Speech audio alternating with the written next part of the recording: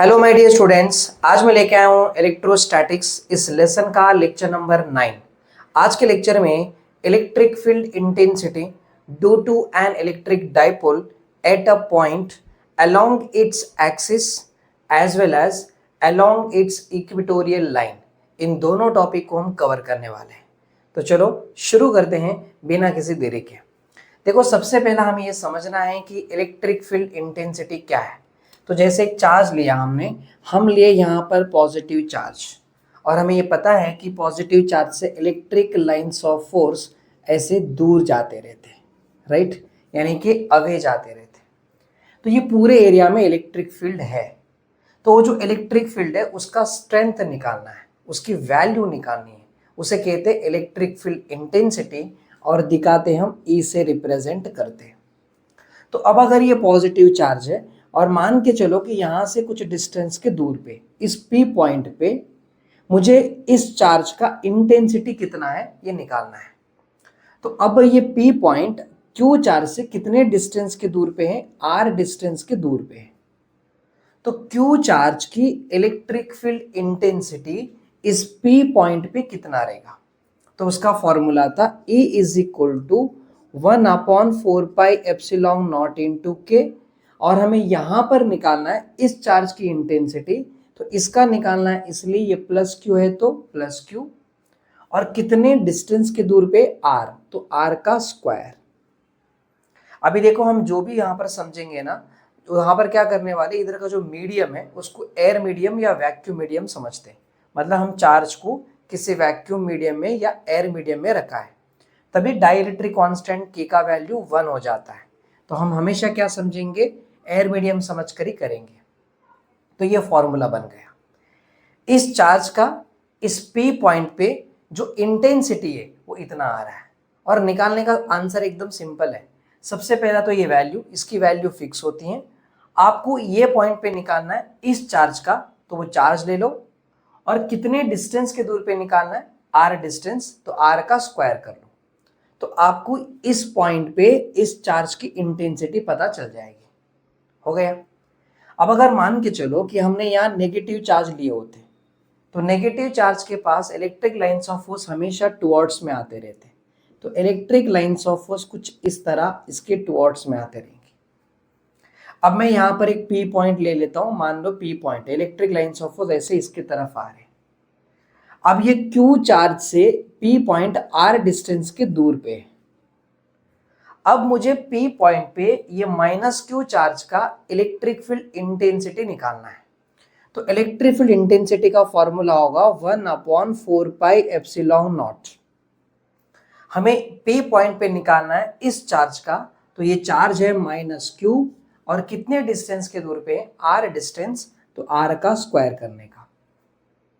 तो देखो, दोनों तरफ से आप यहाँ पर फॉर्मूला देख के समझ जाओगे कि जब भी आपको इंटेंसिटी निकालना है तो 1/4πε0 तो फिक्स होता है। कौन से चार्ज का निकालना है वो चार्ज रखो, कितने डिस्टेंस के दूर पे निकालना चाहते हो वो डिस्टेंस का स्क्वायर करो। हम यहाँ पर निकालना चाहते आर डिस्टेंस के दूर पे, तो आर डिस्टेंस का स्क्वायर किया, और इस चार्ज का निकालना है तो चार्ज माइनस क्यू ले लिया। ठीक है। अब जरा देखो, इलेक्ट्रिक फील्ड इंटेंसिटी जो है ना, ये वेक्टर क्वांटिटी है, तो इसका डायरेक्शन होगा। तो जब अगर पॉजिटिव चार्ज है तो इसकी डायरेक्शन कहां पर होगी? पॉजिटिव चार्ज से अवे, मतलब इस तरफ होगा। मान के चलो इधर एक पॉइंट है, ओ पॉइंट है समझो, तो along the direction of OP, यानी कि इसे हम क्या लिखेंगे? E vector is equal to ये होगा, और यहां पर हम बोलेंगे अलोंग ओपी, मतलब ओपी डायरेक्शन में होगा। और अगर हम यहां पर ले ले, लेट से यहां पर जो पॉइंट है ओ पॉइंट है समझो, तो देखो नेगेटिव चार्ज के टाइम पे क्या होता है? ये अभी ओ पॉइंट है, यहाँ पर नेगेटिव चार्ज के टाइम पे इलेक्ट्रिक लाइंस ऑफ फोर्स उसके टुवर्ड्स में आते रहते। तो इलेक्ट्रिक फील्ड का जो डायरेक्शन है वो उसके टुवर्ड्स में होना चाहिए। मतलब अगर इसको वेक्टर क्वांटिटी में दिखाया तो E vector is equal to ये पूरा जो उसका मैग्नीट्यूड है अलोंग पी ओ, मतलब पी से ओ की तरफ, तो इसका डायरेक्शन क्या बताएंगे? Along P O. समझ गए? तो नेगेटिव चार्ज रहेगा तो जो इलेक्ट्रिक फील्ड इंटेंसिटी बनाता है उसका डायरेक्शन चार्ज के टुवर्ड्स में रहेगा, और अगर पॉजिटिव चार्ज का इंटेंसिटी जो होती है वो चार्ज से अवे रहता है। तो ये बातें तो आपको समझ में आ गया। क्लियर है। और हमें जब भी किसी भी चार्ज का इलेक्ट्रिक फील्ड इंटेंसिटी निकालना है तो वो चार्ज लेने का और कितने डिस्टेंस के दूर पे उसका स्क्वायर करने का, बस इतना ही फॉर्मूला है। क्लियर हो गई। ये तो हमने चार्ज की इंटेंसिटी देखे। तो हमें यहाँ समझना क्या है, हमें समझना ये है कि हमारे पास एक डाइपोल होगा। अब आपको पता है कि देखो डाइपोल में एक तरफ नेगेटिव चार्ज और एक तरफ पॉजिटिव चार्ज, राइट। यहाँ पर कोई सेंटर पॉइंट O होगा।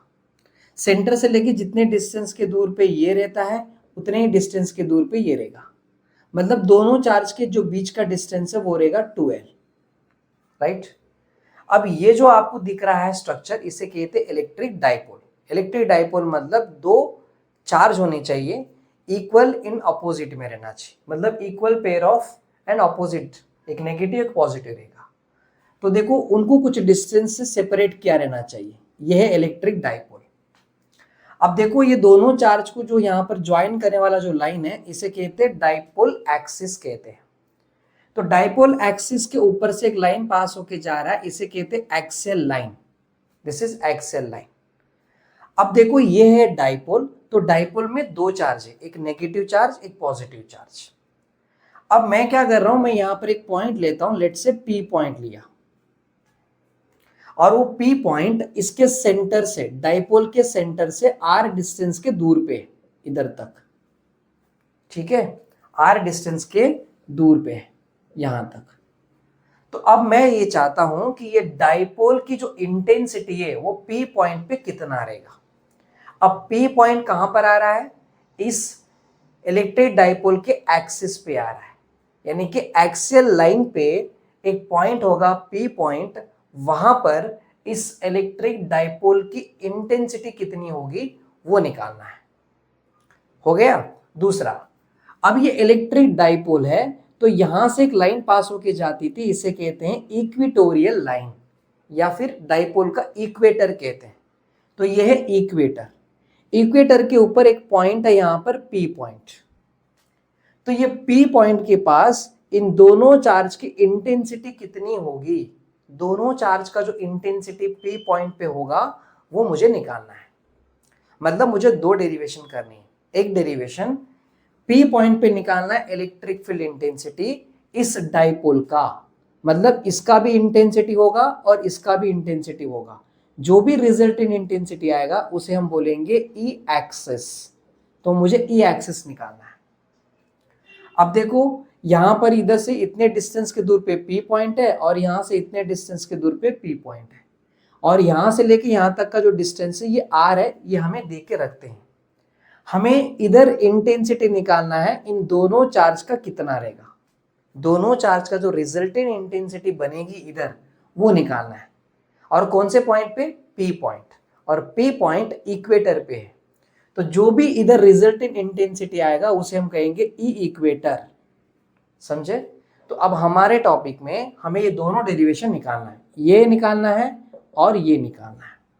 तो ये दोनों निकालने के लिए हमारा डेरिवेशन है, हम स्टार्ट करते, सबसे पहला हम ये निकालते हैं, उसके बाद हम ये निकालेंगे, और फिर दोनों में रिलेशन क्या है वो भी हम आपको समझाएंगे। तो चलो आगे समझते हैं। अब इतना तो आपको बेसिक समझ में आ गया। इतनी बात याद रखो कि जब भी हम इंटेंसिटी निकालेंगे तो इंटेंसिटी निकालते वक्त कौन से चार्ज का निकाल रहे हो वो चार्ज ले लो, और वो चार्ज से कितने डिस्टेंस के दूर पे निकालना है वो डिस्टेंस का स्क्वायर करो। और ये तो कांस्टेंट टर्म है, ये फिक्स्ड है। बस इतनी बातें याद रखो ताकि आगे का डेरिवेशन आपको इजीली समझ में आ जाए। ठीक है, तो चलो हम आगे देखते हैं, इसको निकाल लेते हैं।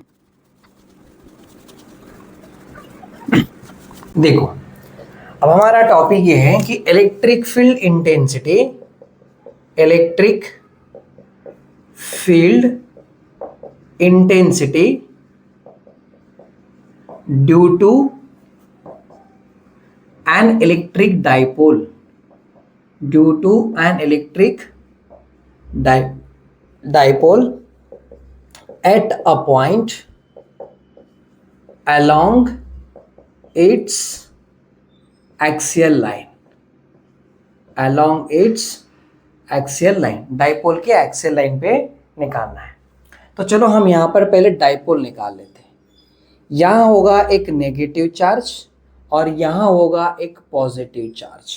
ठीक है, एक काम करते पॉइंट दिखा देते, यहाँ पर ए पॉइंट होगा, ये बी पॉइंट होगा समझो, यहाँ नेगेटिव चार्ज है, यहाँ पॉजिटिव चार्ज। ठीक है, अब ये होगा इन दोनों का सेंटर पॉइंट, कोई ओ पॉइंट है, तो यहाँ से लेके यहाँ तक का एल डिस्टेंस होगा और यहाँ से लेके यहाँ तक एल डिस्टेंस होगा, बराबर। अब ये देखो, ये minus Q plus Q charge को ज्वाइन करने वाले लाइन को कहते हैं डाइपोल एक्सिस कहते हैं। डाइपोल एक्सिस के ऊपर से एक लाइन पास होके जा रही है, वो लाइन इस तरह आगे जा रही है। ठीक है, ऐसे आगे जा रही है, इसे कहते हैं एक्सियल लाइन। ऐसे यहां पर भी होगा, इधर भी जाता रहेगा, जाने दो।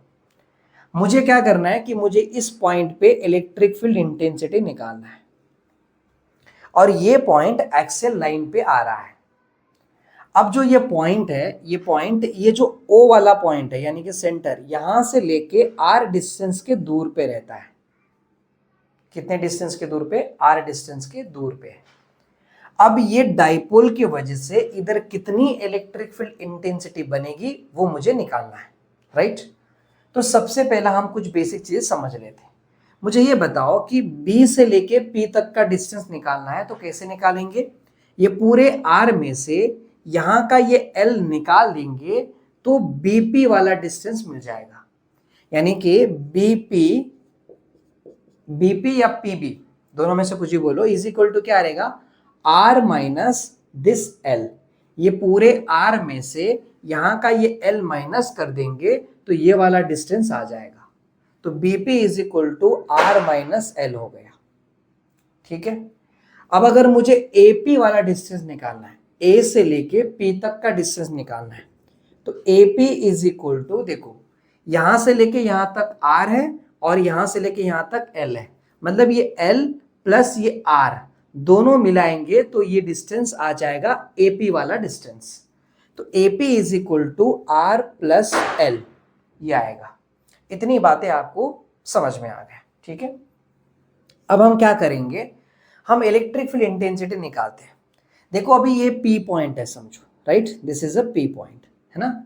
तो अब क्या होगा कि P पॉइंट के आगे भी और कुछ पॉइंट हो सकते हैं, ऐसा आगे जाएंगे तो मान के चलो कि कोई ऐसे हमने ले लिया, यहाँ P पॉइंट है, लेट से यहाँ पर कोई D पॉइंट होगा, यहाँ पर कोई Q पॉइंट होगा, ऐसे बहुत सारे रहेंगे, पर मुझे निकालना है P पॉइंट के यहाँ पर।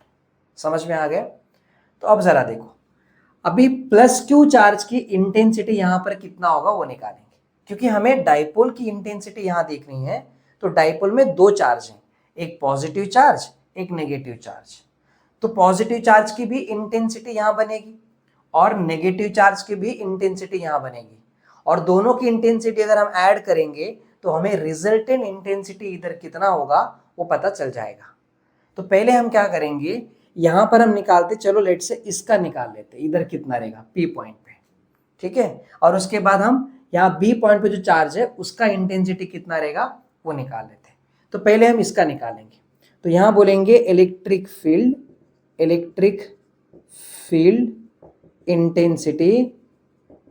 Intensity at a point due to charge minus Q charge की वजह से इधर कितनी इंटेंसिटी बनेगी वो निकालना है। तो इसकी जो भी इंटेंसिटी यहां बनेगी ना उसे हम बता देंगे EA वेक्टर। ठीक है, क्योंकि ये चार्ज कहां पर है? A पॉइंट पे, तो EA वेक्टर बोला। आप E1 E2 कुछ भी ले सकते हो, अब आप E1 भी ले सकते हो या EA ले सकते हो, मैंने EA लिया। इज इक्वल टू फॉर्मूला क्या होगा? 1/4 पाई एप्सिलॉन नॉट। हमें इधर इंटेंसिटी निकालनी है इस चार्ज का, तो ये वाला चार्ज होगा -Q, और यहां से यहां तक का डिस्टेंस कितना है? AP डिस्टेंस है, A से P तक का डिस्टेंस हो गया AP, तो AP डिस्टेंस का स्क्वायर करने का। अभी मैंने आपको इससे पहले बताया, जिसका भी इंटेंसिटी निकालना है वो चार्ज आपको यहां पर लेना होगा, और कहाँ इंटेंसिटी निकालना है वहां तक का डिस्टेंस को स्क्वायर करने का। मुझे -Q चार्ज की इंटेंसिटी यहां पर निकालना है, तो मैंने -Q रखा, और यहां से कितने डिस्टेंस के दूर पे हैं? AP डिस्टेंस, तो AP डिस्टेंस का स्क्वायर किया। ठीक है, अब ये इलेक्ट्रिक इंटेंसिटी क्या है, इसका डायरेक्शन कहाँ होगा मुझे बताओ। -Q चार्ज है तो जो भी इधर इंटेंसिटी बनाएगा वो अपनी तरफ खींचेगा, क्योंकि नेगेटिव चार्ज है, तो नेगेटिव चार्ज की इंटेंसिटी कहां पर होगी, टुवर्ड्स द चार्ज। तो इसकी जो भी इंटेंसिटी बनेगी वो इस तरफ बनेगी, यानी कि ई ए का डायरेक्शन कुछ इस तरफ होगा। तो हम बोल सकते हैं यहां पर along the PD, along the PD के तरफ होगा। समझा मैंने क्या कहा, यह है वेक्टर क्वांटिटी में, ये वेक्टर हो गया। अगर इसको मैग्नीट्यूड में निकालना है, इन मैग्नीट्यूड, तो मैग्नीट्यूड में क्या होता है, डायरेक्शन को बढ़ा देते हैं, यानी कि mod of E A vector is equal to 1/4πε0 minus q upon A P square. और ये अलोंग पीडी हट गया क्योंकि हमने क्या किया, मॉड में निकाला मैग्नीट्यूड में। नाउ देखो E A vector, mod of E A vector is equal to 1/4πε0 minus q upon A P. A P कितना आ रहा है, आर प्लस एल है, तो यहाँ आर प्लस एल का होल स्क्वायर हो गया। तो ये आ गया electric field intensity minus Q charge का पी पॉइंट पे। अब हमें प्लस क्यू चार्ज का इधर कितना रहेगा वो निकालेंगे। तो आगे बढ़ते हैं और यहां लिखते हैं electric field intensity, electric field intensity due to electric intensity at a point, कौन सा पॉइंट है, P, यहां पर भी P पॉइंट है क्या, at a point P due to charge plus Q charge की इंटेंसिटी P पॉइंट पे कितना है निकालेंगे। तो कैसे निकालेंगे, ई बी वेक्टर लिखता हूं क्योंकि ये B पॉइंट पे रहने वाला चार्ज है, तो मैं इधर ई बी लिखा, आप E2 लिख सकते थे, यहां पर E1 लिख सकते थे, कोई दिक्कत नहीं है। अब E B vector is equal to 1/4πε0। अब मुझे इस चार्ज का यहां पर निकालना है, तो ये वाला चार्ज को लिखना होगा प्लस क्यू, और यहां निकालना है तो कितने डिस्टेंस के दूर के, बीपी डिस्टेंस के दूर पे। तो क्या करेंगे हम, बीपी का स्क्वायर करेंगे जो भी डिस्टेंस, और अलोंग। अब आप ये बताओ कि ये पॉजिटिव चार्ज है तो इसकी इंटेंसिटी कहां पर होगी, अवे होगा। तो इसकी इंटेंसिटी P पॉइंट पे जो भी बनेगा ना वो इस डायरेक्शन में होगा, मतलब ई बी वेक्टर जो होगा वो इस डायरेक्शन में होगा और ई ए वेक्टर इस डायरेक्शन में। समझ रहे हो मेरी बात को, डायरेक्शन में देखोगे तो ऐसे, कोई दिक्कत। तो यहां पर ये क्या बोलेंगे, P Q vector along P Q, मतलब पी क्यू में जाएगा ये। आप इसको अलोंग पी क्यू बोल दो और यहां पर अलोंग पी डी बोल दो, ऊपर वेक्टर दिखाने की जरूरत नहीं, पी क्यू अलोंग में रहेगा, ठीक है। अब हम क्या करेंगे, इन मैग्नीट्यूड लेते हैं, इन मैग्नीट्यूड। तो मैग्नीट्यूड में क्या बोलेंगे, ई बी वेक्टर का मॉड निकालेंगे, तो 1/4πε0, यहां पर देखो plus q upon BP square, और ये डायरेक्शन निकल जाएगा क्योंकि हमने मॉड निकाले। तो फाइनली हमें क्या मिलेगा, E B vector mod is equal to 1/4πε0 plus q upon BP. BP कितना आ रहा है, आर माइनस एल आ रहा है, तो आर माइनस एल का होल स्क्वायर होगा। समझ में आ रही है मेरी बात। देखो एक बात याद रखो, जब आप मॉड निकालोगे ना तो ये माइनस भी निकल जाता है और डायरेक्ट वैल्यू आ जाता है, समझा। और यहाँ पर देखो ये प्लस भी निकल जाएगा, डायरेक्ट वैल्यू आ जाएगा। कभी जब पूरा मॉड निकाल लेते हो आप, मतलब डायरेक्ट आप ये आंसर आ जाएगा, तभी की बात है। लेकिन मैं इसको इसलिए ऐसा लिख के रखा हूँ क्योंकि मुझे आगे थोड़ा सा सॉल्व करते हुए आपको समझाना है, तो मैंने इसको निकाला नहीं है। समझ में आ रही है मेरी बात। अब जरा ध्यान से देखो यहाँ पर समझने वाली बात क्या है।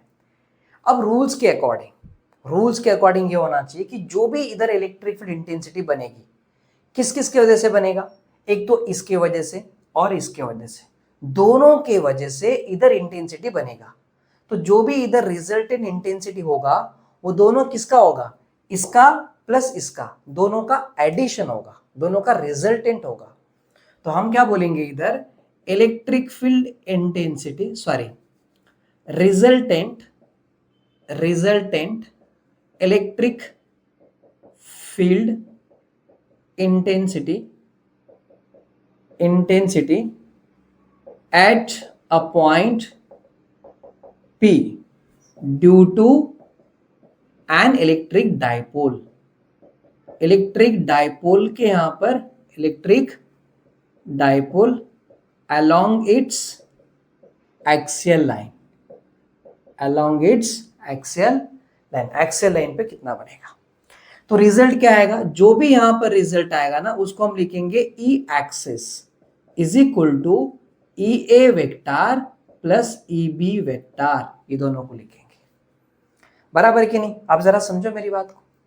यहां जो भी इंटेंसिटी बनेगा वो किस किस का बनेगा, इसका प्लस इसका, दोनों मिलाकर बनेगा। यहां पर जो आएगा रिजल्टेंट आएगा। तो जो भी इधर इंटेंसिटी बनेगी वो अलोंग द एक्सिस में बनने वाली है ना, तो अलोंग द एक्सिस वाला है। और इसकी इंटेंसिटी प्लस इसकी इंटेंसिटी को क्या करेंगे, ऐड करेंगे। लेकिन हमें वेक्टर में नहीं देखना है, अभी के लिए क्या करना है, वैल्यू निकालने पे ध्यान देना है। तो इन मैग्नीट्यूड हम क्या बोलेंगे, ई एक्सिस का mod is equal to mod of E A vector plus mod of E B vector, इसका वैल्यू लेंगे। तो देखो यहां पर ई एक्सिस का क्या करेंगे, यहां पर मॉड इज इक्वल टू, इसका आंसर क्या है, ई ए। देखो ये है ना, यहाँ पर ये वाला ये है और ई बी वाला ये है। तो मैं ऐसे लिखते वक्त लिख सकता हूं ना, पहले मैं ई बी लिख लूं, बाद में मैं ई ए लिख लूं, एक ही हुआ ना। 2 + 3 5 आता है, 3 + 2 वो भी 5 आता है, मतलब दिस प्लस दिस या दिस प्लस दिस एक ही हुआ है ना।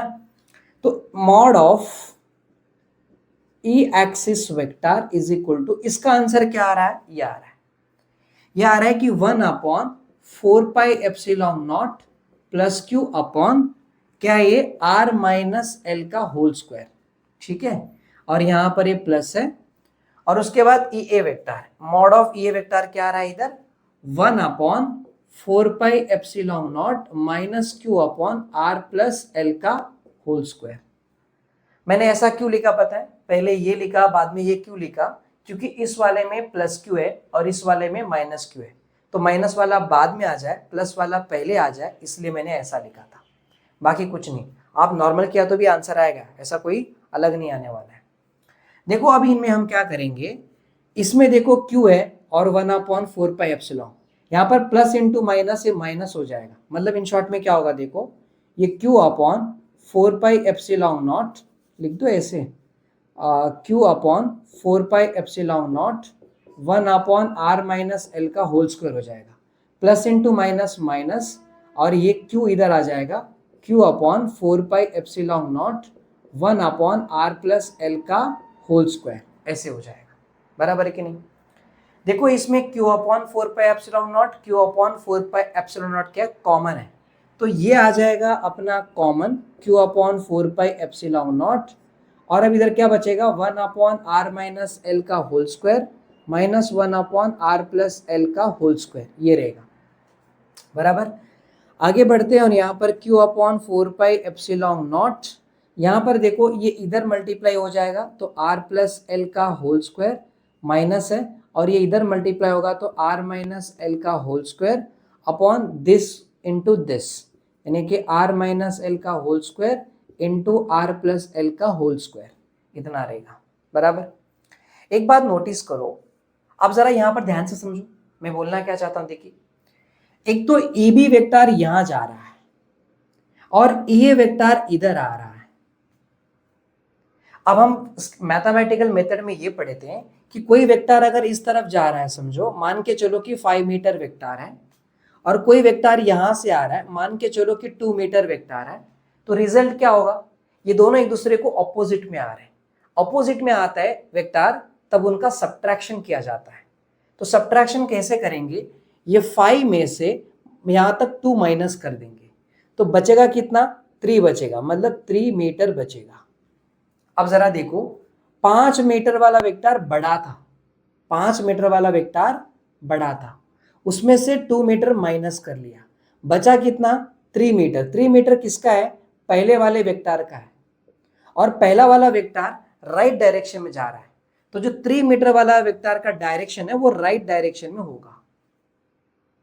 तो इधर हमें समझ में आ गया कि बड़ा वाला वेक्टर ये है, छोटा वाला वेक्टर ये है, तो बड़े वाले में से छोटे वाले को माइनस कर दिया, जो बचेगा वो बड़े वाले के डायरेक्शन की तरफ रहेगा। ये हमें समझ में आ गया। यहां पर देखो, इधर कौन बड़ा रहेगा, एक इधर जा रहा है और एक इधर जा रहा है, तो देखो ये जो EB वाला वेक्टर है, EB इसके वजह से बना हुआ है, और इधर जो EA वाला है वो इसके वजह से बना हुआ है। ध्यान से देखो, P पॉइंट के पास में कौन है, ये वाला है, तो इसकी इंटेंसिटी इधर ज्यादा बनेगी। P पॉइंट से -Q वाला चार्ज बहुत दूर पे है, तो जो इसकी इंटेंसिटी इधर बनेगी वो कम बनेगा, क्योंकि लंबे डिस्टेंस के दूर पे।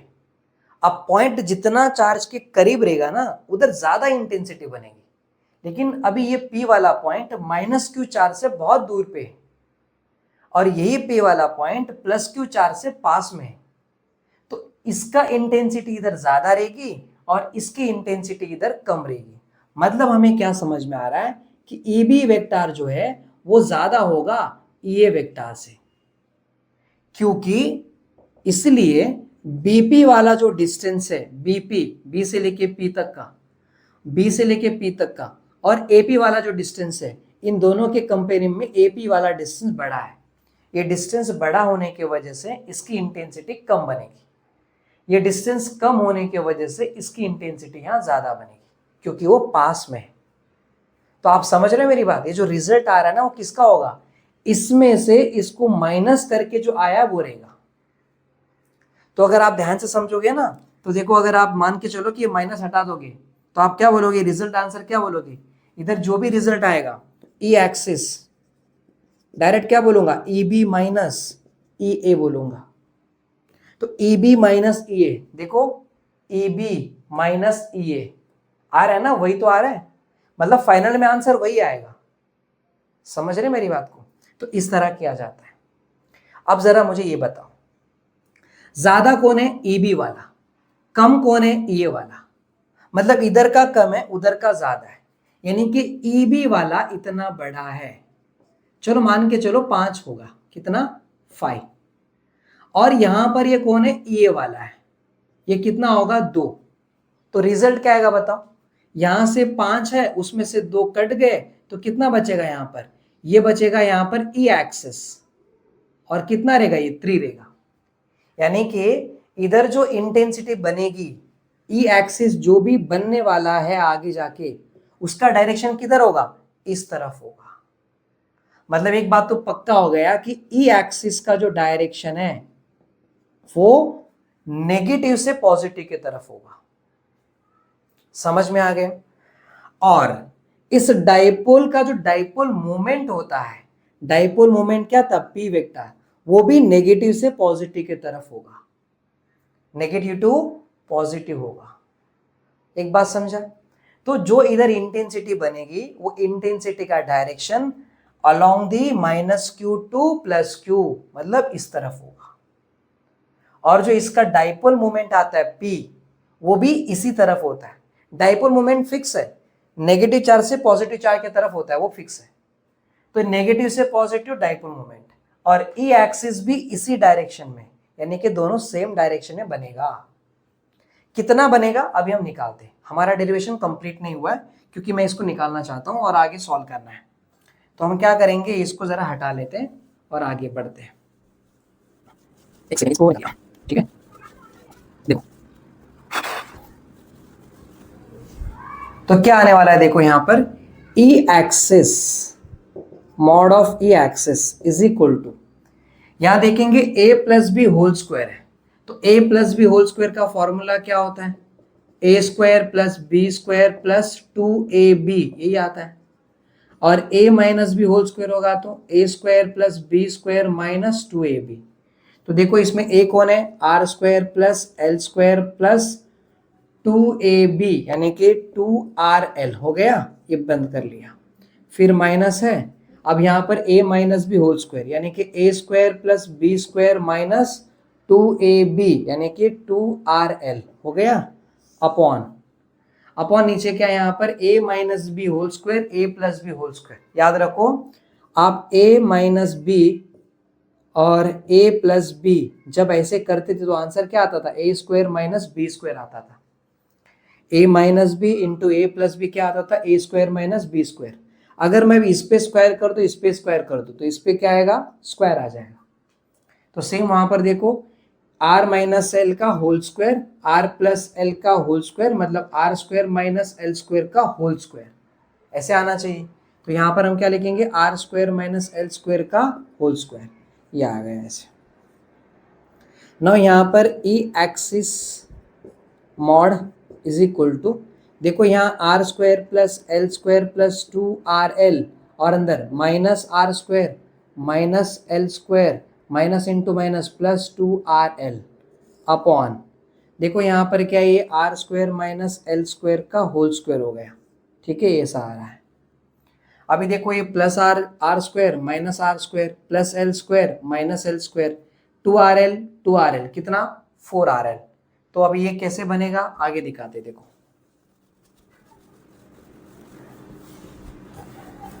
देखो यहां पर क्या आ रहा है, ए एक्सिस का मॉड इज इक्वल टू कितना आ रहा है, यहाँ पर 2RL प्लस 2RL मतलब 4RL आ गया, upon R square minus L square का होल स्क्वायर आ गया, बराबर कि नहीं, कोई दिक्कत नहीं ना यहाँ तक। अब एक बात याद रखो, माय गॉड की कसम, हमने इससे बाजू में है ना, यहाँ पर ही वैल्यू था, क्या था इधर, 1/q/4πε0 था, इधर भी क्या आ रहा था, q/4πε0 था। अभी हमने रफ कर दिया, ये आंसर था क्या इधर, तो इधर ई एक्सिस ये वाला था, तो इधर क्या आएगा यहाँ q/4πε0, और इधर बाजू में क्या आ रहा है, 4RL upon R square minus L square का होल स्क्वायर, ये आएगा, राइट, क्योंकि बाजू में हम कॉमन निकाल के दिखाए थे, ये रहेगा। अब जरा देखो यहाँ पर इसको हम कैसे लिखेंगे, ये जो 4RL है ना, उसे हम ऐसे लिखते हैं कि एक काम करते, Q है और यहाँ पर 2L लिख दिया और 2RL लिख देते हैं, 2R, और नीचे देखो यहाँ पर 4πε0 है और R square minus L square का होल स्क्वायर है, कंफ्यूजन नहीं होना है। जरा देखो ये Q ऐसे ही है, इसमें देखो 4RL है ना, तो इसमें मैंने क्या किया, एकदम 2L और 2R किया, 2 2 सा कितना 4, R इंटू एल RL, तो 4RL आ गया, ये वाला Q है वैसे रख दिया, ठीक है। अब जरा हम आगे देखते हैं, देखो ये Q into 2L, Q into 2L किसका आंसर होता है, इलेक्ट्रिक डाइपोल मोमेंट का आंसर होता है, ये डाइपोल मोमेंट है, तो ये आ जाएगा यहाँ पर P इंटू बाजू में क्या है इधर 2R अपॉन क्या है ये 4πε0 into r square minus L square का स्क्वायर है। लेकिन देखो अगर ये डाइपोल है समझो, तो डाइपोल में यहाँ पर इधर से लेके ये L है, ये L छोटा L है, और R देखो कितना बड़ा है, यानी कि R बड़ा है L छोटा है। लेट से अभी हमें काम करते, R का वैल्यू कितना लेंगे, R is equal to 10 centimetre है और L का वैल्यू कितना होगा 1 सेंटीमीटर, बराबर। तो हम क्या करेंगे, इधर R square minus L square करेंगे, तो आर स्क्वायर कितना आएगा, देखो आर स्क्वायर हो गया 100, अगर मैं आर स्क्वायर लिखता तो कितना आता 100, एल स्क्वायर करूंगा तो कितना आएगा 1, एल का स्क्वायर मतलब 1 का स्क्वायर 1, 10 का square 100, R square minus L square करूंगा तो ये 1 आएगा, यानी कि ये आ रहा है 99, R square minus L square. अब जरा ध्यान से देखो, R square minus L square कितना 99 है, मतलब राउंड फिगर कितना आ रहा है 100 आ रहा है, यानी कि आप ध्यान से देखोगे तो आर स्क्वायर के सामने जो 1 स्क्वायर एल स्क्वायर है वो बहुत ही छोटा है, मतलब 99 मतलब राउंड फिगर कितना 100, राउंड फिगर 100 मतलब देखो R square minus L square, 100 मतलब क्या आर स्क्वायर है ना, यानी कि हम एल स्क्वायर को नेग्लेक्ट कर देंगे, एल स्क्वायर की वैल्यू आर स्क्वायर के सामने बहुत छोटी होती है, तो एल स्क्वायर को नेग्लेक्ट कर दो और सिर्फ आर स्क्वायर ही कंसिडर करो। तो हम ऐसे बोल सकते हैं कि यहाँ पर for short electric dipole R square, R is greater than L, R L से बहुत बड़ा रहेगा, अगर बहुत बड़ा है तो हम क्या करेंगे, R square minus L square को राउंड फिगर कितना मानेंगे, आर स्क्वायर मानेंगे, हम एल स्क्वायर को लगभग 0 मान लेंगे, तो अपना आर स्क्वायर आ जाएगा। और अगर ये ले जाकर आप यहाँ पुट करोगे तो P इंटू ऊपर क्या है यहाँ पर 2R, और देखो ये 4πε0 है, और इसके जगह पे R square minus L square के जगह पे क्या लिखोगे आर स्क्वायर, तो यहाँ लिखोगे आर स्क्वायर और इसके ऊपर स्क्वायर है तो ये स्क्वायर लिख दिया। आगे बढ़ेंगे, P इंटू 2R है अपॉन 4πε0 है, आर स्क्वायर इंटू स्क्वायर कितना, r टू द पावर 4 हो गया, और ये क्या आ रहा है यहाँ पर, ई एक्सिस आ रहा है।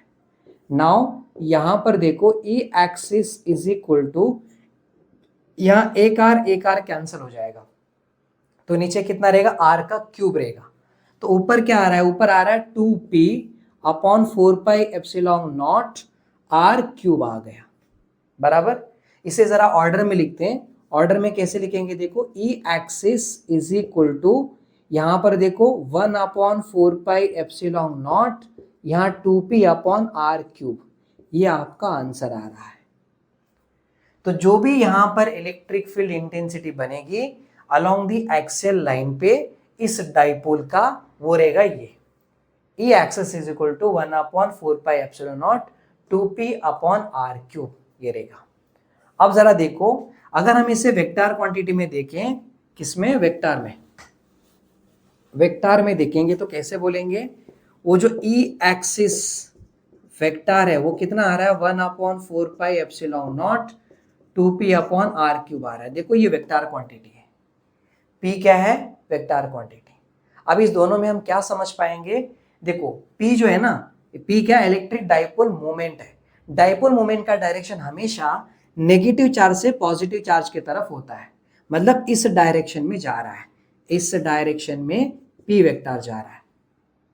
और दूसरा हमने यहां पर देखा था eb वेक्टर ea वेक्टर से ज्यादा है, और हमने देखा था कि eb इधर जा रहा है, ea इधर जा रहा है, तो ये eb में से ea माइनस कर दिया तो बचा e एक्सिस, और e एक्सिस यहां पर जाएगा, जिधर ज्यादा है उस तरफ जाएगा। तो ज्यादा कहां पर है, इस तरफ, यानी कि ई एक्सिस का डायरेक्शन इस तरफ जा रहा है, इसी तरफ ई एक्सिस का डायरेक्शन इधर जा रहा है। इसका मतलब पी वेक्टर और ई एक्सिस वेक्टर दोनों सेम डायरेक्शन में जा रहा है, समझा। सो मैं ऐसा बोलूं यहां पर, E axis vector is directing along the P vector. जो डाइपोल मोमेंट का वेक्टर है उसके साथ में ये भी क्या कर रहा है, डायरेक्ट कर रहा है, मतलब उसी डायरेक्शन में जा रहा है, मतलब both are in the same direction या पैरेलल टू ईच अदर। समझ में आ गया। तो ये वाली बातें आपको अच्छे से समझ में आ गई, और यही हमारा टॉपिक था, ये निकालना था, हमने निकाल लिया। वैल्यू कितना आ रहा है, इतना आ रहा है, उसकी जो मैग्नीट्यूड वैल्यू है वो इतना आ रहा है। तो पहला टॉपिक हमारा क्लियर हो गया। अब हम क्या करेंगे, दूसरा टॉपिक जो अलोंग द इक्वेटर में कितना आता है वो निकाल के चेक करेंगे। तो इसको हटा लें, इसको हटा देते हैं।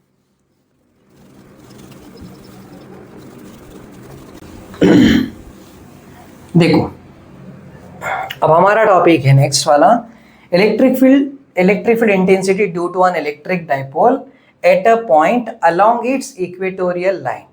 अभी इधर था एक्सेल लाइन, हम क्या करेंगे, इधर इक्वेटोरियल लाइन लिखेंगे।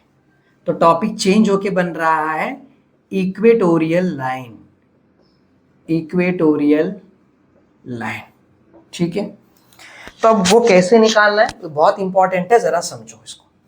हम यहां ले लेते हैं इलेक्ट्रिक डाइपोल, ठीक है, ये रहा अपना इलेक्ट्रिक डाइपोल। इधर होगा नेगेटिव चार्ज, यहां होगा पॉजिटिव चार्ज। इन दोनों का सेंटर पॉइंट कहीं यहां है, ठीक है। यहां से लेके यहां तक का डिस्टेंस L है, यहां से लेके यहां तक का डिस्टेंस L है। इधर जो पॉइंट है वो B पॉइंट, यहां जो पॉइंट है वो A पॉइंट।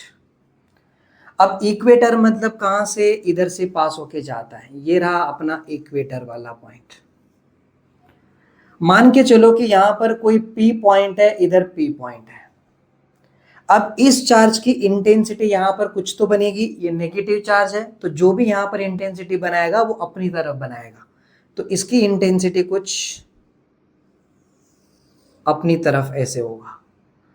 अब देखो ये इधर बनाएगा, राइट, मतलब इसकी जो इंटेंसिटी है वो इस तरफ आएगी, मतलब इस डायरेक्शन में आ रही। और कहां पर है, ये ए पॉइंट पर रहने वाले चार्ज का है, तो इसकी इंटेंसिटी को हम बता देंगे ई ए वेक्टर।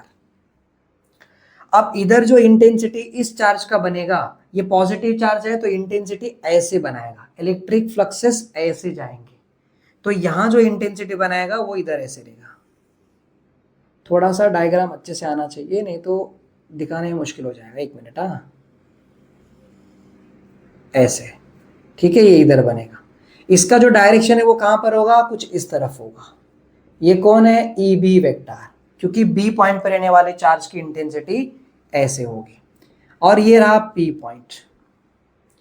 अब मुझे बताओ, इधर पी पॉइंट पे इसकी इंटेंसिटी निकालना है, तो कैसे निकालेंगे, कितने डिस्टेंस के दूर पे वो मेजर करना जरूरी है। अब मुझे बताओ, ये इधर इंटेंसिटी बनाएगा और ये भी इंटेंसिटी बनाएगा, तो ये जो डाइपोल है, डाइपोल की एक्सिस और ये वाला डिस्टेंस के बीच में कुछ एंगल थीटा बन गया। डाइपोल का एक्सिस और इस डिस्टेंस के बीच में कुछ एंगल थीटा बन गया। यहां से लेके यहां तक का डिस्टेंस हमें पहले से ही दे के रखेंगे, आर डिस्टेंस हमें पता रहेगा। ठीक है, इतनी बातें तो आपको समझ में आ गया, कोई दिक्कत नहीं है। अब हम क्या करेंगे, देखो यहां पर 90 डिग्री बना रहा है। एक बात तो पक्का है कि देखो ये 90 बनेगा, इधर भी 90 बनेगा। जितना एंगल यहां बन रहा है उतना एंगल यहां बनेगा, क्योंकि ये जो डिस्टेंस है वो इक्वेटर पे जा रहा है। तो जितने डिस्टेंस के दूर पे ये है उतने डिस्टेंस के दूर पे ये है, और इधर जितनी लेंथ है उतनी लेंथ यहां पर है। तो जो एंगल इधर बनेगा वही एंगल यहां बनेगा, तो एंगल तो दोनों जगह पे सेम बनेगा, ये तो पक्का है। क्लियर है। अब हम क्या करेंगे, हम यहाँ का डिस्टेंस निकालेंगे। तो देखो ये फ्रॉम फिगर से मैं बता देता हूं, यहाँ क्या करेंगे, इधर से लेते हैं, इधर ले, इधर लेते हैं, ठीक है। From figure, from figure, figure में देखो एक ट्रायंगल लेते, कोई भी ट्रायंगल लो आप, ये वाला रेक्ट एंगल ट्रायंगल लो या फिर ये वाला लो, एक ही मतलब हो गया। एक काम करता हूं, मैं ये वाला ट्रायंगल लेता हूं। तो कौन सा, यहाँ पर देखो ये पी ओ बी लिया मैंने। तो in triangle P O B में अब हाइपोटेनियस कौन सा है, ये वाला है, और एडजेसेंट तो ये वाला हो जाएगा, और एंगल के ऑपोजिट में ये वाला है। अब हम क्या करेंगे, देखो सबसे पहला तो हम पाइथागोरस थ्योरम अप्लाई करेंगे। हाइपोटेनस का स्क्वायर यानी कि पी बी का square is equal to, P B square is equal to this P O square plus O B square, यानी कि O P square plus O B square हो जाएगा। तो O P square plus O B square ये हो जाएगा। Now P B square is equal to, ये जो ओ पी आ रहा है वो आर है, तो यहां हो जाएगा आर का स्क्वायर, प्लस ओ बी ये वाला है, तो यहाँ कितना एल है, तो ये एल का स्क्वायर आ गया, तो एल स्क्वायर आ गया। नाउ देखो ये P B square is equal to ये आ रहा है, अगर मुझे पी बी चाहिए तो ये स्क्वायर को यहाँ भेजूंगा तो under root of are square plus L square हो जाएगा, बराबर। अब एक बात याद रखो, अगर यहाँ पर अप्लाई करोगे तो वो भी देखो, इधर अगर आप अप्लाई करोगे, इधर निकालोगे समझो इस ट्रायंगल के अंदर। अब यहाँ पर चेक करो, इन ट्रायंगल, ट्रायंगल कौन सा है यहाँ पर, ये वाला ले लो यहाँ पर पी ओ ए ले लो, तो पी ओ ए, इसमें देखो हाइपोटेनस कौन सा रहेगा, ये ए पी।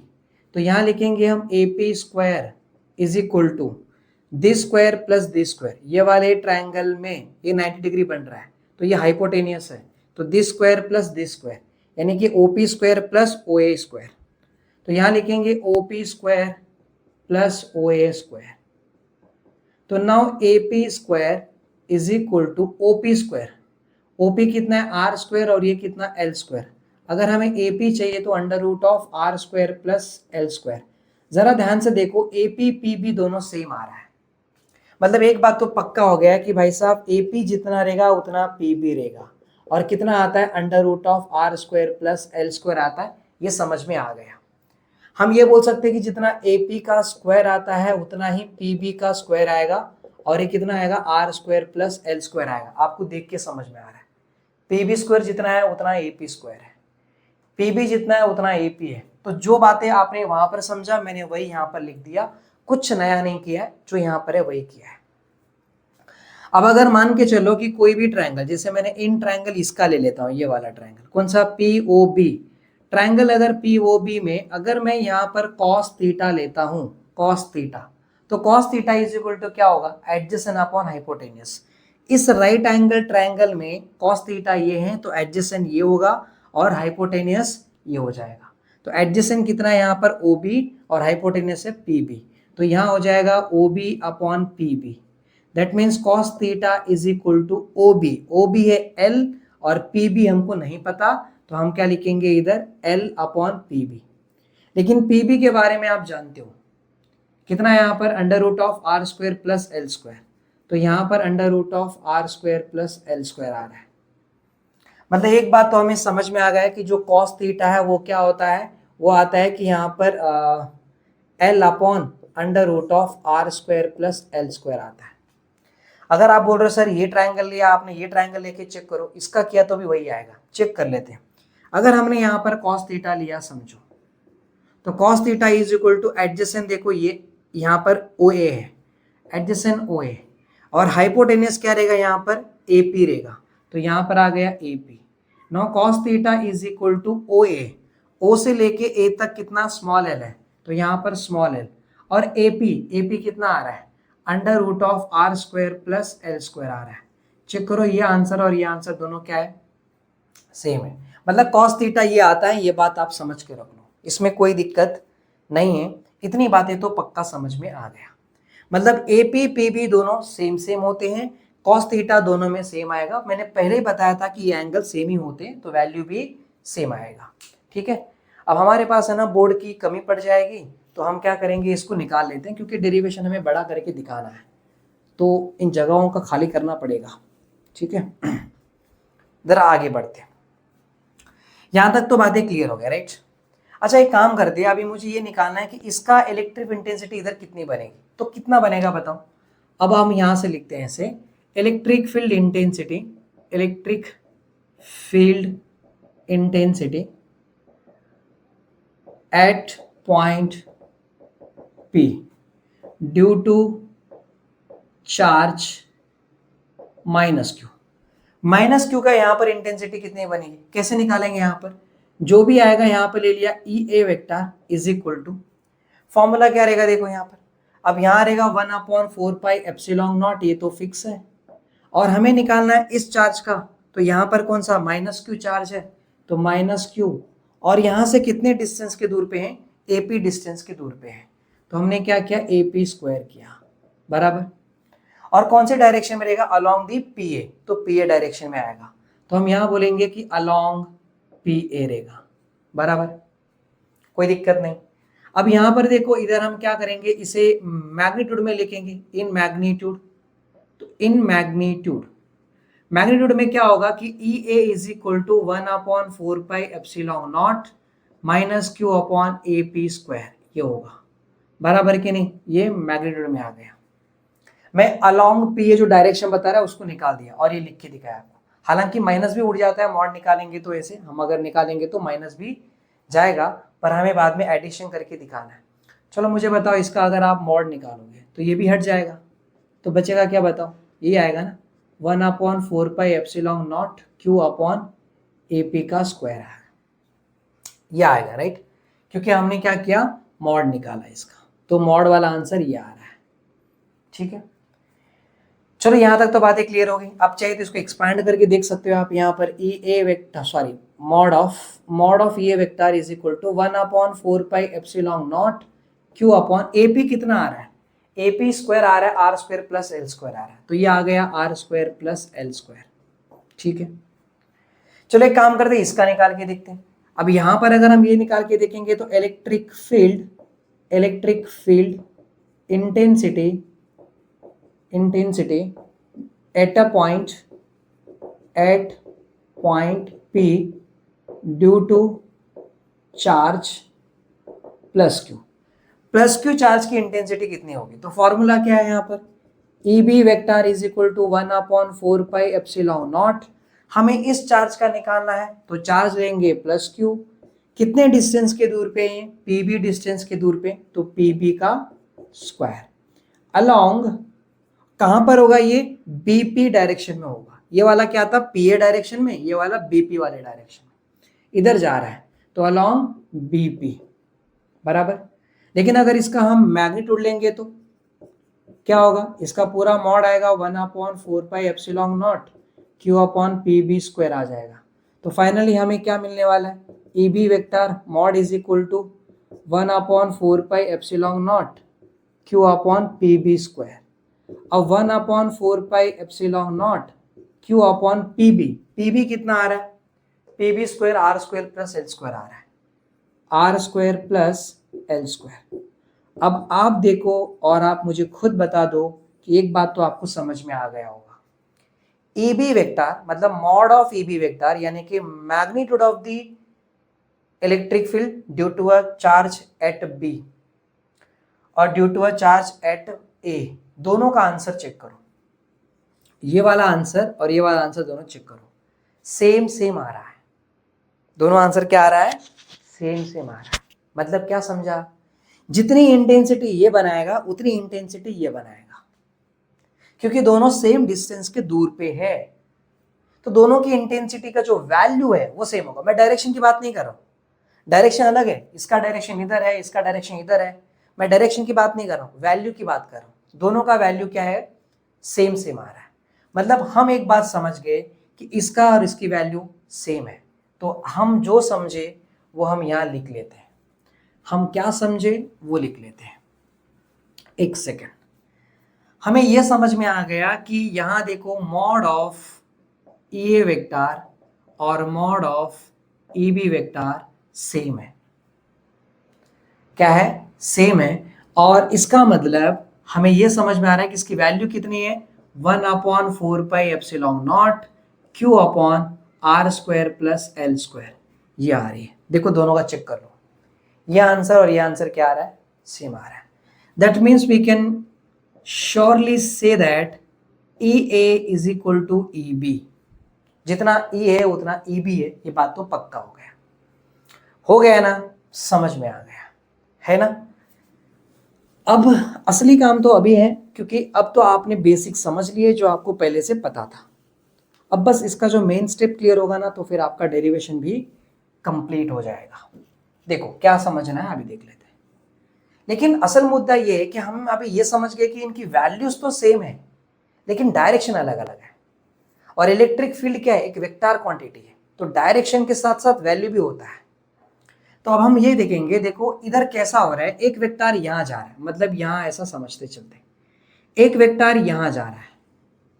कौन सा वेक्टर है ये? ईबी वेक्टर है। कौन सा? EB vector. अब ये ऐसा जा रहा है तो इसका दो डायरेक्शन होगा, एक वर्टिकल एक हॉरिजॉन्टल। वर्टिकल कैसे रहेगा? ऊपर, हॉरिजॉन्टल ऐसे। वर्टिकल हमेशा कैसे होता है? या तो ऊपर या तो नीचे। हॉरिजॉन्टल हमेशा आड़ा होता है, ऐसे हॉरिजॉन्टल बीच में से कट मारता है ना? तो देखो एक वर्टिकल कंपोनेंट है और एक हॉरिजॉन्टल कंपोनेंट है।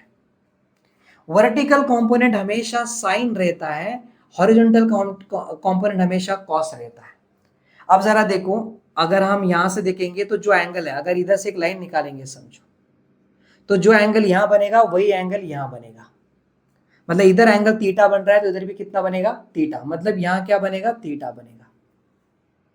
बराबर है कि नहीं? जरा देखो, आपको याद है बचपन से हम पढ़ते आ रहे थे, ऐसे दो लाइन जाती है कि नहीं? यहां पर ऐसे दो लाइन गई पैरेलल में, और कोई लाइन अगर आप ऐसे खींच रहे हो तो जो एंगल यहां बनेगा वही एंगल यहां बनेगा। तो देखो इधर जो एंगल है वो एंगल यहां पर है, मतलब एंगल थीटा है। तो ये कॉस थीटा हो जाएगा, ये साइन थीटा हो जाएगा। क्या हो जाएगा? Sine theta. और ये दोनों भी किसका कंपोनेंट है? ईबी का है, तो ये हो जाएगा ईबी साइन थीटा और ईबी कॉस थीटा हो जाएगा। तो इसका मतलब जो आपको यहां दिख रहा है इसमें दो कंपोनेंट बना है, एक इधर बन रहा है क्या? ईबी साइन थीटा, और एक यहां बन रहा है क्या? EB cos theta. समझ में आ गया? अब इधर देखो, एक वेक्टर है जो ऐसे नीचे की तरफ जा रहा है, ऐसे ऐसे नीचे की तरफ जा रहा है।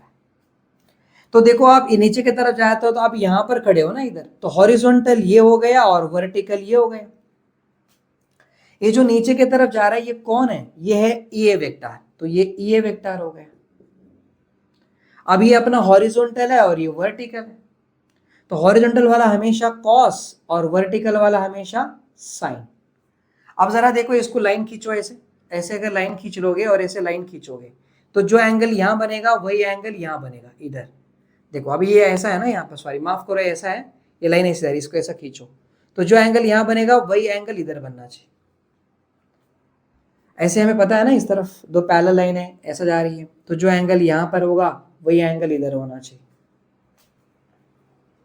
अल्टरनेट एंगल, समझा क्या है वो? Alternate angle. यहां पर देखो ऐसे ये ट्रांसवर्सल गया, दो पैरेलल लाइन है और ये ट्रांसवर्सल है, तो ट्रांसवर्सल के इधर का जो एंगल होगा वही एंगल यहां होना चाहिए। तो इधर एंगल थीटा है तो इधर भी एंगल क्या होगा? थीटा। तो मतलब इधर एंगल क्या होगा? थीटा। तो देखो अब मुद्दा क्या है, ये वेक्टर ऐसे जा रहा है, इसका हॉरिजॉन्टल ये तो ये कॉस थीटा, वर्टिकल ये तो साइन थीटा। ये दोनों किसका कंपोनेंट है? ई ए का है, तो यहाँ ई ए और इधर ई ए होगा। मतलब एक कंपोनेंट यहां जा रहा है ऐसे, ये कौन है? ई ए वेक्टर है। इसको दो में डिवाइड किया, एक वर्टिकल कंपोनेंट और एक हॉरिजॉन्टल कंपोनेंट। वर्टिकल वाला क्या होगा? साइन थीटा, हॉरिजॉन्टल वाला क्या होगा? Cos theta. इधर क्या बनेगा? Angle theta. दोनों किसका कंपोनेंट है? ई ए का है, तो यहां पर ई ए और इधर ई ए। देखो ये जो बताया वही यहां पर है। समझ में आ रही है? थोड़ा यहां पर कचपड़ हो गया क्या? थोड़ा अच्छे से समझाता हूं, रुको। यहां पर थोड़ा सा अगर जगह कम पड़ रहा है तो दिखा देता हूं। यहां देखो, पहले वाले का क्या था? ये ई बी कॉस थीटा था। देखो ये वेक्टर यहां जा रहा है तो ऐसे वेक्टर यहां जा रहा है, इसे दो में डिवाइड किया, हॉरिजॉन्टल वर्टिकल, हॉरिजॉन्टल वर्टिकल। तो वर्टिकल ये हो गया, हॉरिजॉन्टल ये हो जाएगा। वर्टिकल वाला क्या होना चाहिए? साइन थीटा होना चाहिए। हॉरिजॉन्टल वाला कॉस थीटा रहना चाहिए। जहां कॉस है उधर ही एंगल थीटा होता है, समझा? दोनों भी किसका कंपोनेंट है? ई ए का है, तो यहां पर ई ए साइन थीटा और ई ए कॉस थीटा। क्लियर हो गई? तो हम क्या करेंगे, देखो इसको ऐसे करेंगे, एक यहां पर देखो ये वर्टिकल वाला है, ये आर हो गया है क्या? ये वर्टिकल वाला है तो यहां पर ई ए साइन थीटा है, और ये हॉरिजॉन्टल वाला है तो क्या रहेगा? यहां पर ई ए कॉस थीटा है। मतलब क्या हो रहा है कि ई बी इलेक्ट्रिक फील्ड यहां बना, ई ए इलेक्ट्रिक फील्ड यहां बना, लेकिन सीधा सीधा नहीं बन रहे, एक इधर जा रहा है एक इधर आ रहा है, तो उनको दो कंपोनेंट में डिवाइड करना जरूरी है, तो हमने डिवाइड कर लिया। अब जरा ध्यान से सुनो, देखो ई बी जो है ना, ई बी जितना रहेगा उतना ई ए होगा, ई ए ई बी सेम है, और ये जो थीटा साइन थीटा इसका भी साइन थीटा है, और एंगल सेम होता है, पहले बता के रखा है। मतलब इसकी वैल्यू जो आएगा ना वही इसकी वैल्यू आएगा। मान के चलो इसको मैंने पूरा सॉल्व किया, पूरा सॉल्व करने पे इसका जो आंसर आ रहा है वो आ रहा है 5, तो इसको भी सॉल्व करूंगा तो इसका भी आंसर कितना आएगा? 5। तो एक 5 ऊपर दूसरा 5 नीचे, एक दूसरे के ऑपोजिट में है, तो ये क्या होगा? ये प्लस है तो ये माइनस कैंसिल होकर 0। जब भी कोई दो वेक्टर एक दूसरे के अगर ऑपोजिट में सेम है, ये 10 और ये 10 है, तो कैंसिल होके 0 हो जाएगा। मतलब ये दोनों कैंसिल होके क्या होगा? 0। इसका मतलब इधर जो P पॉइंट था, P पॉइंट पे इन दोनों का कोई भी इलेक्ट्रिक फील्ड इंटेंसिटी नहीं बनेगा, इन दोनों का कोई भी इफेक्ट नहीं होगा यहां पर इन दोनों का कोई भी इफेक्ट नहीं होगा, क्योंकि ये दोनों आपस में लड़के कैंसिल होके 0 हो जा रहे हैं, तो इनका असर नहीं होगा, तो इनसे हमें कोई मतलब ही नहीं। दूसरा देखो, ई बी कॉस थीटा यहां जा रहा है और ई ए कॉस थीटा इधर आ रहा है, यानी कि एक वेक्टर यहां जा रहा है, दूसरा वेक्टर भी इधर ही जा रहा है, दोनों सेम डायरेक्शन में जा रहे हैं, और जब दोनों सेम डायरेक्शन में जाएगा तो उन्हें क्या करना पड़ेगा? एडिशन करनी पड़ेगी।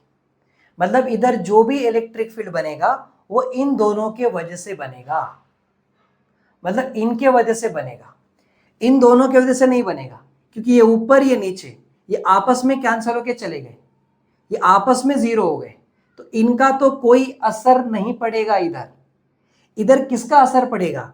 ये कंपोनेंट और ये कंपोनेंट, ये दोनों कंपोनेंट का असर यहां पर होगा, क्योंकि ये दोनों भी कंपोनेंट सेम डायरेक्शन में जा रहा है, इस तरफ जा रहे हैं, तो जो भी इधर इंटेंसिटी बनेगी वो इन दोनों को मिलाकर बनेगी। तो अभी आपको क्या समझा यहां पर कि resultant electric field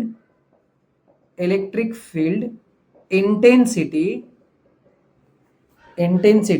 at a point P due to intensity इधर लिखता हूं, due to an electric dipole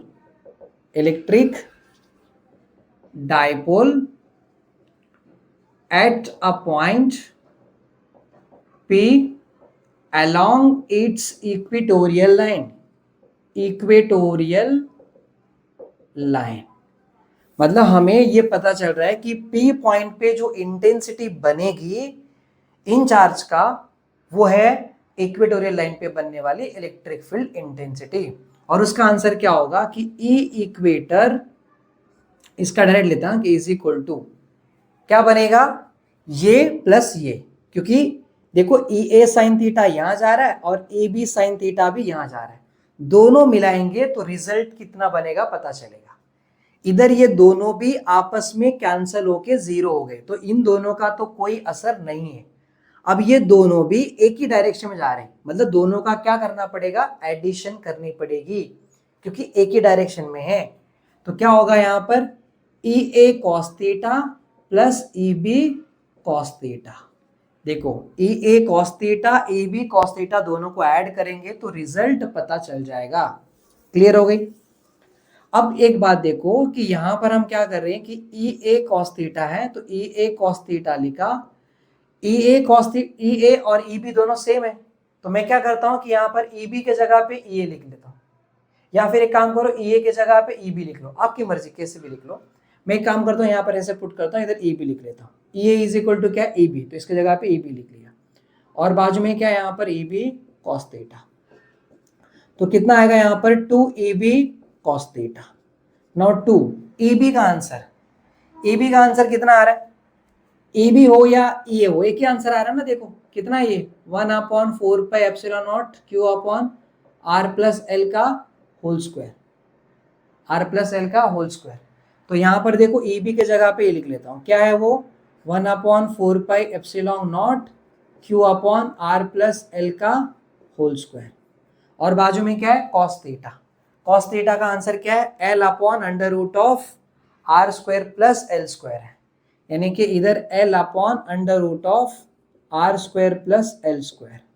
ठीक है, अब यहाँ पर क्या करेंगे, देखो ये 2 रखता हूँ, 1/4 एप्सिलॉन नॉट है Q upon are plus L का होल स्क्वायर, यहाँ एल है, देखो ये कुछ नहीं मतलब क्या, ये R square plus L square का पावर 1/2 हो गया, स्क्वायर मतलब 1/2 होता है ना। अब देखो यहाँ पर कितना 2 है, यानी कि x का पावर 2 और x का पावर 1/2 क्या होगा, x का पावर 2 प्लस 1/2 होता, कितना आता है ये, x का पावर 3/2 आता। x के जगह पे कौन है, ये x के जगह पे कौन है, ये, मतलब अगर यहाँ पर देखो r प्लस एल का पावर 2 है और r प्लस एल का पावर 1/2 है, तो यहाँ पर r प्लस एल का पावर कितना होता, 2 प्लस 1/2 3/2 हो जाता। तो हम यहाँ पर क्या लिखेंगे, 2 into 1/4 epsilon naught Q into L लिख दिया यहाँ पर। एक काम करता हूँ 2 को अंदर भेज दूंगा, तो क्या हो जाएगा यहाँ पर 2l हो जाएगा, और देखो इन दोनों को मल्टीप्लाई करके कितना आ रहा है, r प्लस एल का पावर 3/2 आ रहा है, ये हमने बंद कर लिया। ठीक है, आपको यहाँ तक सारी बातें समझ में आ रही हैं। थोड़ा हम एक काम करते हैं, जगह है, हम जगह चाहिए हमको, तो हम क्या करते हैं, ई इक्वेटोरियल निकाल लेते हैं, इसको हटा देते हैं। स्क्रीनशॉट निकालना तो निकाल लो, अब बस थोड़ा बाकी है, डेरिवेशन कंप्लीट हो जाएगा। इसको हटा लेते हैं,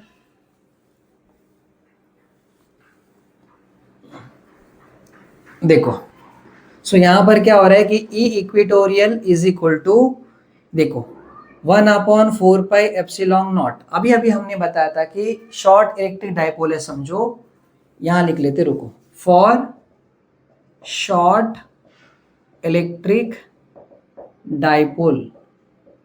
तो क्या है हमें यहाँ पर इलेक्ट्रिक डाइपोल में देखो R जो है ना वो बहुत बड़ा रहेगा और L छोटा रहेगा, तो यहाँ पर R L से बहुत बड़ा रहेगा, तो हमें बताएंगे R square plus L square, round figure कितना बनेंगे, आर स्क्वायर, क्योंकि एल स्क्वायर को हम नेग्लेक्ट कर देंगे। एल स्क्वायर 1 है, आर स्क्वायर कितना 100 है, 100 प्लस 1 करोगे तो 101 आएगा, राउंड फिगर 100 ही हो गया। मतलब आर स्क्वायर के कंपेरिजन में एल स्क्वायर बहुत छोटा है, तो एल स्क्वायर को नेग्लेक्ट कर देते हैं और सिर्फ आर स्क्वायर ही कंसिडर करेंगे, इससे पहले जैसे हमने बताया था वो। ठीक है, तो यहाँ पर क्या होगा कि ई equatorial is equal to 1/4πε0।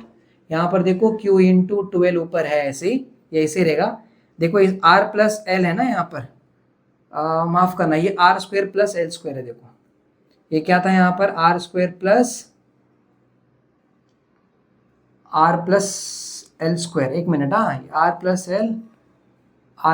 L नहीं, ये R square plus L square है। देखो पी भी कितना था, R square plus L square है। इस सब जगह पे R square plus L square रहेगा, ठीक है। तो यहाँ पर क्या है, देखो इधर R square plus L square का, इसको हमने कितना माना, आर स्क्वायर माना, तो ये आर स्क्वायर है, पावर कितना है 3/2 है। देखो जितना भी हमने अभी तक लिखा आप याद रख लो, अभी मैंने रफ कर दिया है, पर जहां पर ये ना ये R square plus L square है, सिर्फ आर प्लस एल नहीं है, are square plus L square है, ये ऑलरेडी निकाल के रखे थे हमने ऐसे, ठीक है। तो R square plus L square है, वो याद रखना। नाउ अब यहां पर आगे बढ़ते हैं और इधर देखो Q इंटू 12 क्या होता है, P होता है, इलेक्ट्रिक डाइपोल मोमेंट हो जाता है। तो 1/4πε0 ये हो गया P, और देखो ये 2 जाके ऊपर मल्टीप्लाई होगा, मतलब ये आर स्क्वायर है, पावर 3/2 है, तो आर 3/2, और देखो ये 2 कैंसिल होगा, क्या आ जाएगा 3, तो आर का पावर 3, और ये है ई इक्वेटोरियल, ये आ गया, समझ में आ गया। तो ये है उसका मैग्नीट्यूड। अगर आप डायरेक्शन में लिखते तो कैसे लिखते हैं, E equatorial is equal to 1/4πε0 है, देखो P vector upon are cube होता, पी वेक्टर है। अभी दोनों का डायरेक्शन कैसा है जरा देखो, ये जो आपका ई इक्वेटोरियल आ रहा है, यहां तक हमारा आंसर कंप्लीट हो गया है क्या, यहां तक आंसर कंप्लीट हो गया। अब जो आप यहां पर देख रहे हो इलेक्ट्रिक फील्ड इंटेंसिटी यहां पर जो बनेगा, वो अपना ई इक्वेटर इधर आ रहा है, क्योंकि ए बी कॉस थीटा यहां पर है, ई ए कॉस थीटा यहां पर है, उन दोनों को ऐड करके ई इक्वेटर आया था, यानी कि ई इक्वेटर का डायरेक्शन इधर है। तो ये अपना डाइपोल है, क्या है नीचे डाइपोल, ये माइनस क्यू और ये क्या प्लस क्यू, और ये पॉइंट ओ है, और ये इक्वेटर है। तो देखो ई इक्वेटर इधर जा रहा है, यानी कि ई इक्वेटर का डायरेक्शन इस तरफ, और डाइपोल मोमेंट का डायरेक्शन कहां पर होता है, हमेशा नेगेटिव चार्ज से लेके पॉजिटिव चार्ज की तरफ, यानी कि इस तरफ होता है। समझ में आ रही है, ई इक्वेटर इस तरफ है और डाइपोल मोमेंट इस तरफ है, यानी कि इक्वेटर इस तरफ, डाइपोल मोमेंट इस तरफ, ये दोनों एक दूसरे को पैरेलल में लेकिन ऑपोजिट डायरेक्शन में। So in the case of E equator and dipole moment, both the direction are in opposite direction, ये दोनों एक दूसरे के ऑपोजिट डायरेक्शन में इन पैरेलल, ये एंटी पैरेलल है। कैसे हैं, एंटी पैरेलल, तो हम ऐसे बताएंगे E equator vector and P vector are anti parallel to each other, anti parallel to each other, ये दोनों एक दूसरे कैसे हैं, एंटी पैरेलल में, मतलब एक इधर और एक उधर, ऐसे। समझ में आ गया यहां तक, कोई दिक्कत? तो यही अपना डेरिवेशन था, और यहां तक अपनी कहानी खत्म हो गई। थोड़ा सा अभी कॉन्सेप्ट को समझते, देखो कॉन्सेप्ट क्या है जरा देखते हैं। हमने दो चीजें पढ़ ली, एक तो ये पढ़ लिया कि इक्वेटर पे कितनी इलेक्ट्रिक फील्ड बनती है, ये पढ़ लिया। दूसरा देखो यहां से अलोंग दी एक्सिस पे ये पी पॉइंट था, यहां से कितना आर डिस्टेंस के दूर पे, इधर क्या बन रहा था, ई एक्सिस बन रहा था, है ना, और यहां पर क्या ई इक्वेटर है। तो ई इक्वेटर का आंसर कितना आ रहा है, ई इक्वेटर का आंसर आ रहा है 1/4πε0 पी अपॉन आर क्यूब है, और जो यहां पर ई एक्सिस है, ये जो ई एक्सिस है, इसका आंसर कितना आ रहा था, 1/4πε0 2p अपॉन आर क्यूब आ रहा था। देखो आर जितना डिस्टेंस के दूर पे उतना ही इधर भी आर है, आर दोनों सेम है, बस हमें इधर इंटेंसिटी निकालना था डाइपोल का। डाइपोल की इंटेंसिटी इक्वेटर पे इतनी होती है, डाइपोल की इंटेंसिटी अलोंग द एक्सिस पे इस पॉइंट पे इतना होता है, दोनों का आर सेम दिया है।